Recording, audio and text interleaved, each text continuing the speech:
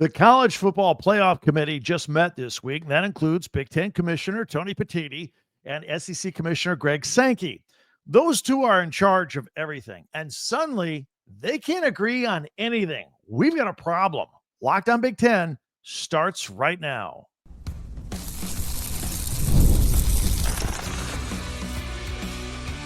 You are Locked On Big Ten, your daily podcast on the Big Ten Conference. Part of the Locked On Podcast Network, your team every day.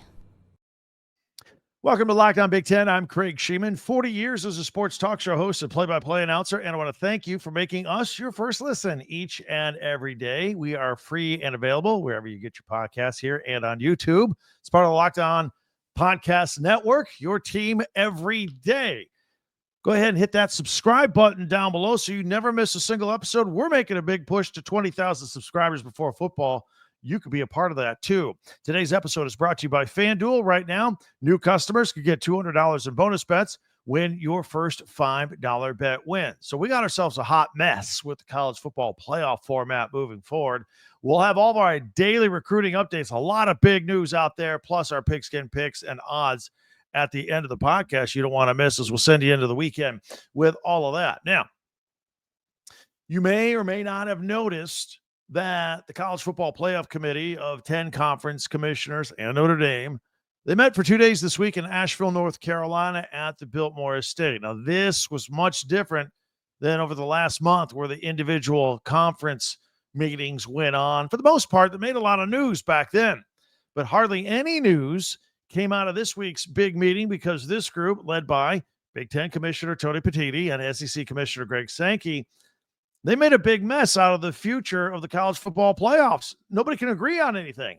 In short, it's a hot mess trying to agree on who's getting in, are the qualifiers, or they're not, what's at large, who gets the money.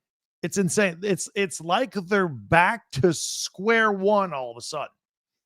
You know, until a couple of weeks ago, it looked like we were going to play out the 2025 season and the postseason in the second year in the 12-team college football playoff format. And then Petitti and Sankey were going to take over almost in dictator fashion because they had all the leverage, and they were going to set up the college football playoff format for 2026 and beyond. It's going to be chock full of built-in advantages for the Big Ten and the SEC because, again, they can do that. And we look like we were headed into, an expansion of 16 teams, and that the Big Ten and the SEC were going to bully everybody into the 4-4-2-2-3-1 format, a format where the Big Ten and the SEC were going to get 4 automatic qualifiers in each and every year. The Big 12 and the ACC would get 2 spots each. The group of 5 would get 1, and there would be 3 at-large spots. It was, of course, almost every other year you'd have Notre Dame get one of those. Then Tony Petitti and the Big Ten held their conference meetings last month in Los Angeles. No problems, no news, no noise. Everything was business as usual. Then the Big 12 and the ACC held their meetings. It started to be a little bit of noise there. They said, look, this 4 automatic qualifier business for the Big Ten and the SEC, it's not fair. It's not fair. They said that we prefer the 5+11 model, with 5 conference champions and 11 at-large bids open to everybody. We did a lot on this podcast. We suggested with 11 at-large bids, we could get 5 and 6 Big Ten teams. I don't think the ACC and Big 12 have done the math on this. I think it's a problem for them. That's not our problem. We're talking about the Big Ten here.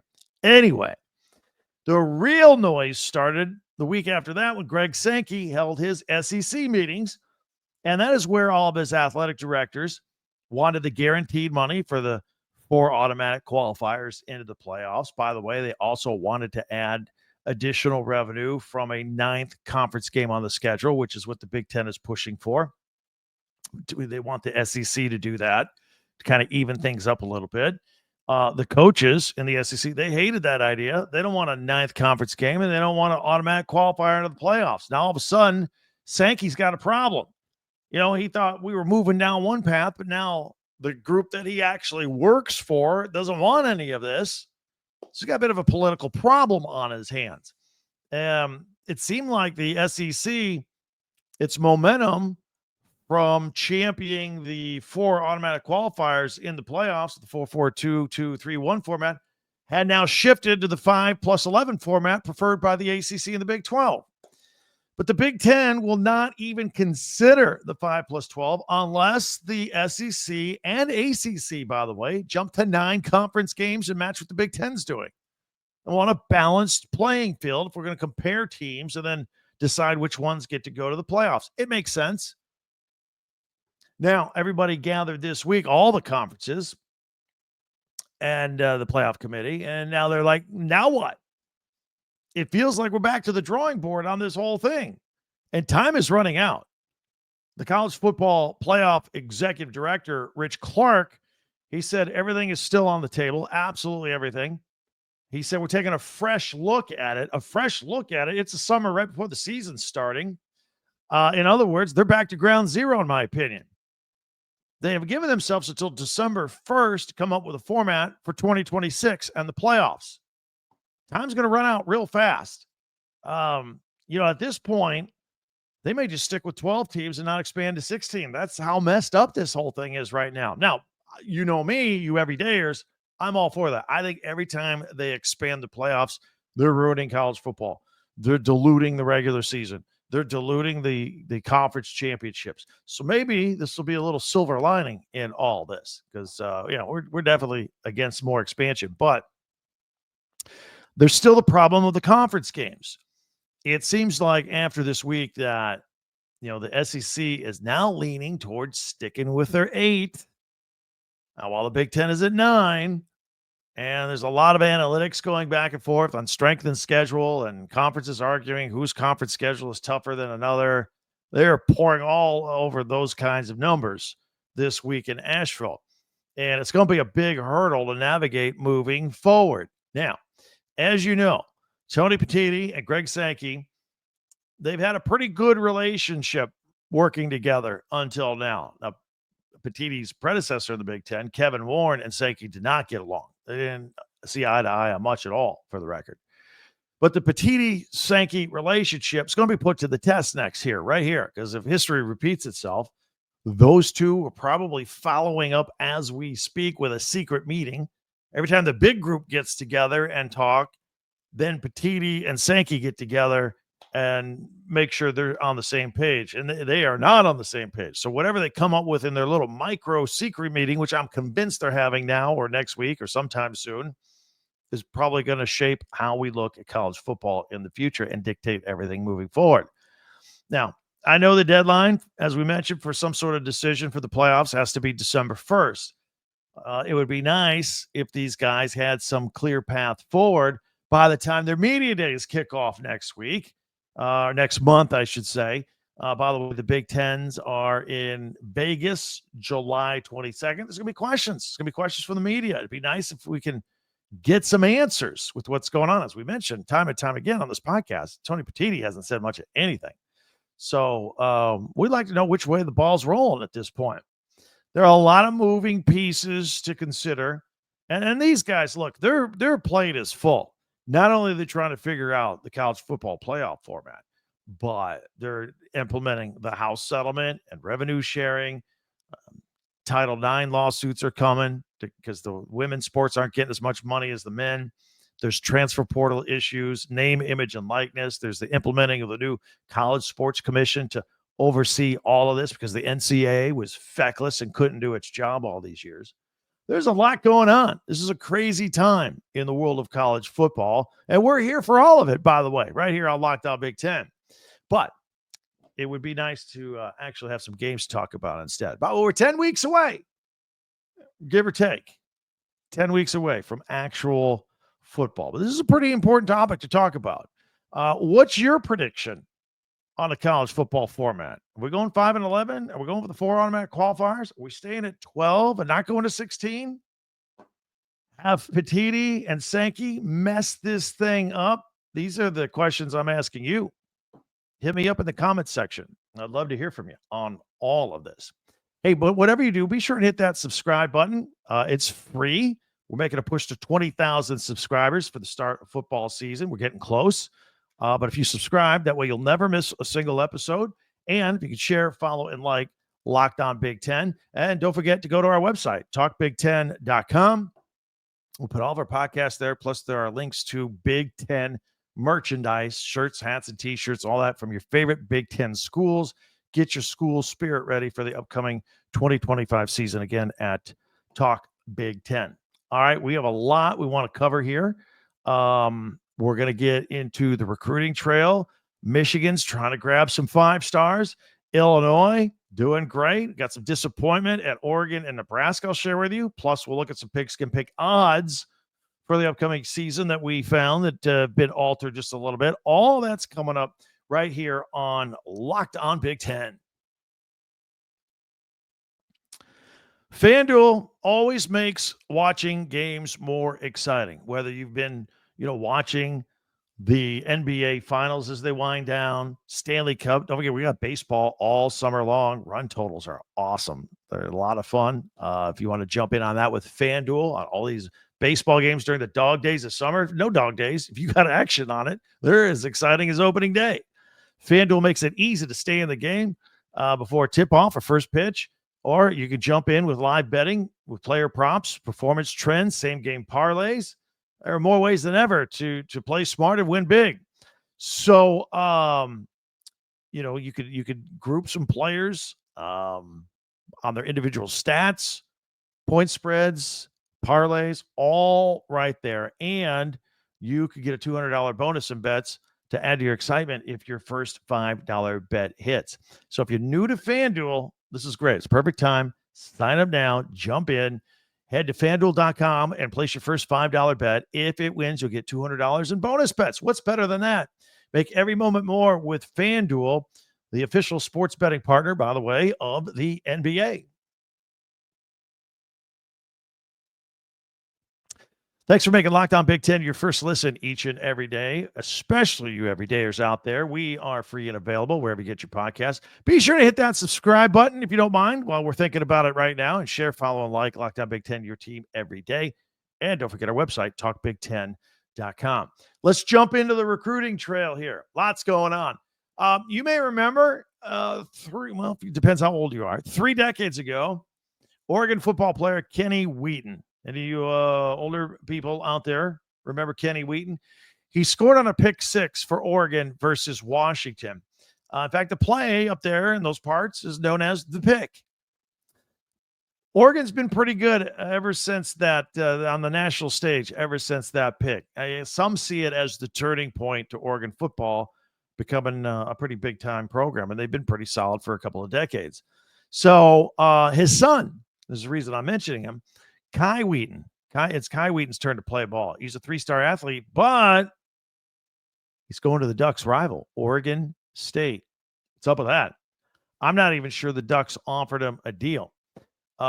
Houston, Cal, Arizona, and Memphis and Colorado all offered him scholarships, but he's going to Oregon State. A small surprise there. Let's talk about Nebraska. They've had the luxury now of Dylan Raiola at quarterback. He's getting ready to go into year number 2, and that hasn't stopped Matt Rule from planning for the future beyond Dylan Raiola. Got a commit a few weeks ago that we talked about, a 4-star, Trey Taylor. He's been very active, very gung-ho about being a Husker, and he's been very positive, and he's doing peer recruiting, diving in. We've talked about this kid a lot here on this podcast. He's trying to recruit from within, and then everybody got news that 4-star safety CJ Bronow, which everybody thought, he might go to Nebraska, but he actually gave an original commitment, but he flipped and he decommitted.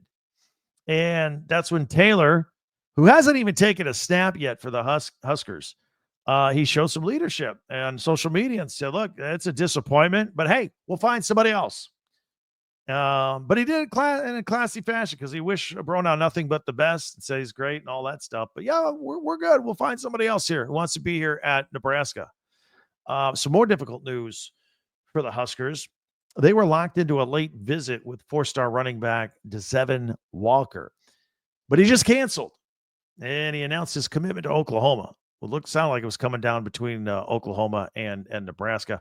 Kid rushed for 957 yards and 8 touchdowns as a junior last year. Going to be a Sooner. Although, again, a player like that, I think Matt Rule and company should keep hammering. These kids flip. Nobody's signing anything till December. So I think they should continue to keep their eye on him. Kudos to PJ Fleck and the Golden Gophers. Texas running back, a 4-star, Ryan Estrada, says he's 1,000% committed to Minnesota. He's a 5'9", powerful running back. He's had offers. Listen to this. He's had offers from Michigan, Alabama, Oklahoma, Wisconsin, and Missouri. And he wants to go play up in Minnesota for PJ Fleck. That's a nice get.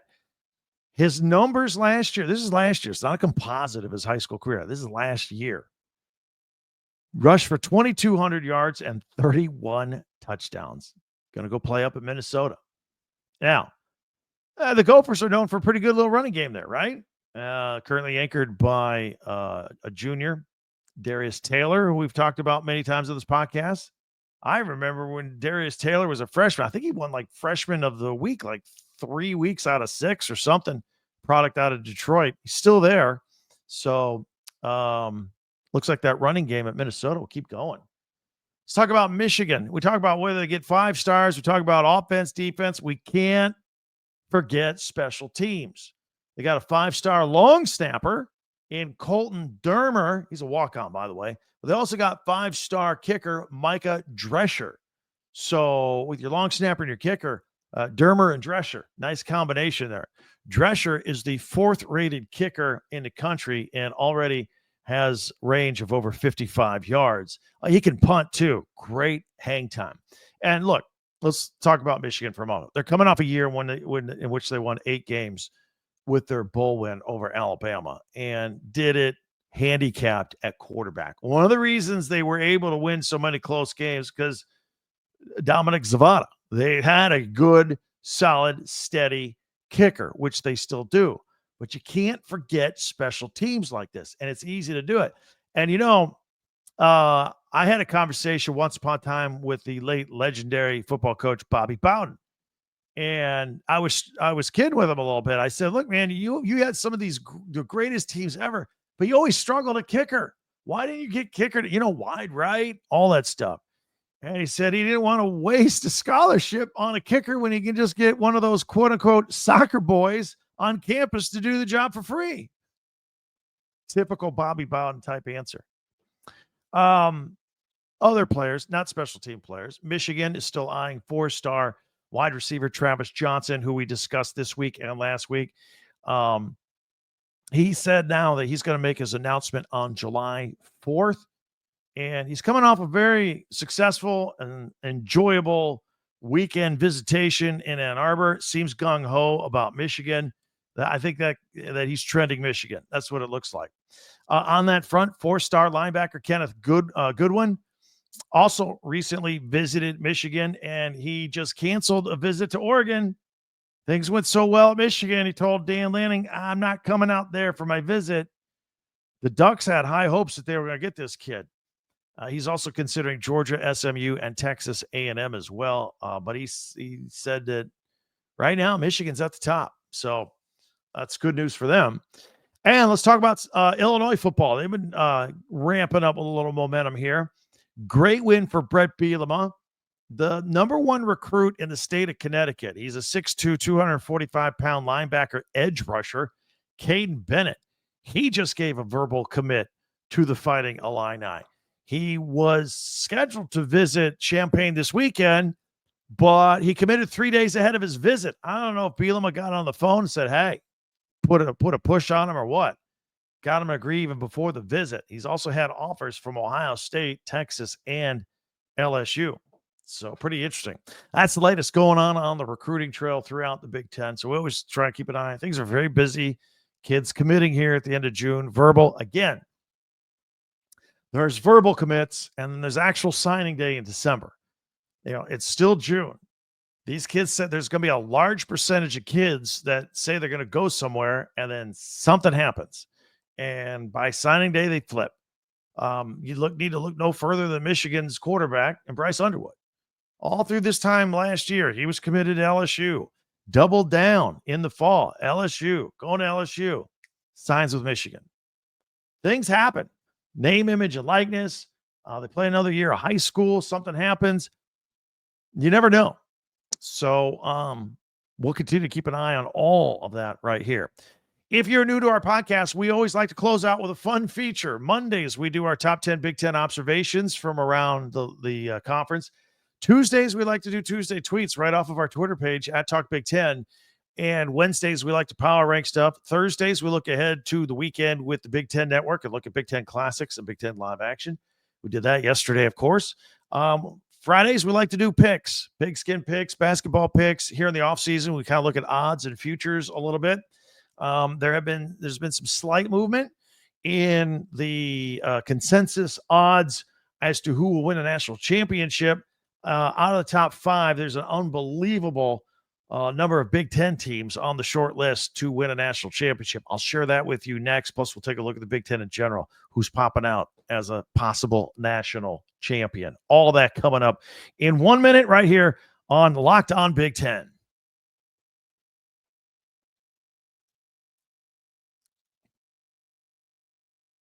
All right, it's time now to take a look at our Pigskin Picks odds segments. We get all of our numbers from our friends at FanDuel. So I'll put it on the screen here.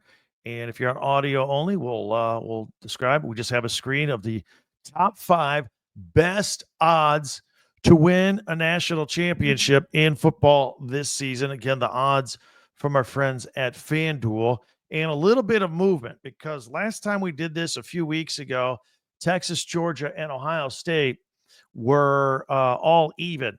Texas is pulling ahead just a little bit at plus 550. Georgia and Ohio State are sitting at plus 600. Penn State is at plus 800 with the 4th best odds, and the Oregon Ducks 5th best at plus 900. So 3 of the top 5 teams with the best odds to win a national championship are Big Ten teams. And let's see, Texas and Penn State are the only ones with returning quarterbacks, by the way. That makes that kind of interesting to look at. So those are just the top of the top for national championship odds. We're going to change the page here. And let's take a look at all the Big Ten teams and what their odds are. And the same 3 are at the top. This is to win the Big Ten championship. Ohio State with their new quarterback, Julian Sayin, ready to go. Best odds here. In fact, they've gotten even better since the last time we looked at it at plus 190. Penn State with Drew Aller coming back. We did a podcast earlier this week, if you want to go back and check it out, on Penn State and James Franklin. The theme of that basically was, if not now, then when? So go check that out for a second listen if you are a Penn State fan. That was from a couple of days ago. They're sitting pretty at plus 260 to win the Big Ten championship. So I don't know. Maybe does this foretell that maybe that Ohio State, Penn State will be the championship game itself? Who knows? Oregon will have something to say about it. They still haven't lost a Big Ten game, undefeated last year, rolling into this season. And they're looking pretty good at plus 290. So those are the 3 teams. Then we have a pretty decent drop-off on the odds to win the Big Ten championship. Michigan sitting there in 4th place at plus 1,000. That might be worth a sprinkle here or there. This whole season, I think, comes down to how quickly Bryce Underwood develops at quarterback. Look, I expect him to be a little rusty in the beginning. Maybe throw a few picks, have a learning curve. But how is he as the season goes on? I like, they got the tough game against Oklahoma early on. But then the ramp up continues, and then who they got last all the way up to Ohio State. Also, big factor here will be Sherrone Moore. Will the 2-game self-imposed suspension remain? Will it be increased? That'll be a big factor, I think, in how Michigan's season goes on. But there you have it. Then we have another sizable drop-off to Illinois and Lincoln Riley, and they're at plus 2,500. And, I've been, ever since USC got into this mix and the Pac-12 teams came over to the Big Ten, we've been waiting for USC to make that jump into the upper echelon of the Big Ten, and didn't do it last year. kind of knocking on the door with these odds this year, but not quite there. Illinois, a plus 3,300. I think this is good value right here, plus 3,300. I definitely think Illinois will be every bit in the playoff mix, and I think the Big Ten will get 4 teams in again this year. So I think it's some good value there at plus 3,300. Nebraska at plus 3,600 with Dylan Raiola. Iowa sitting there at plus 3,900. Let's flip the screen and see what else we got here. So Indiana, again, I think based on their schedule, they can have another double-digit win total. I don't know that they'll win the Big Ten, but plus 4,800 is a good deal. And Washington is my sleeper team of the Big Ten this year at plus 600. Go ahead and sprinkle something on there. DeMont Williams Jr., their quarterback, I'm expecting – this was a 500 team last year that had to completely rebuild the team with a new coach. I think Washington's going to be better than people expect. And then we got everybody else that really doesn't have much of a chance to win the Big Ten, according to Vegas. Michigan State, Jonathan Smith. We did a podcast on him a couple of days ago here. If you want to go back and check that out for a second listen, he's at plus 10,000.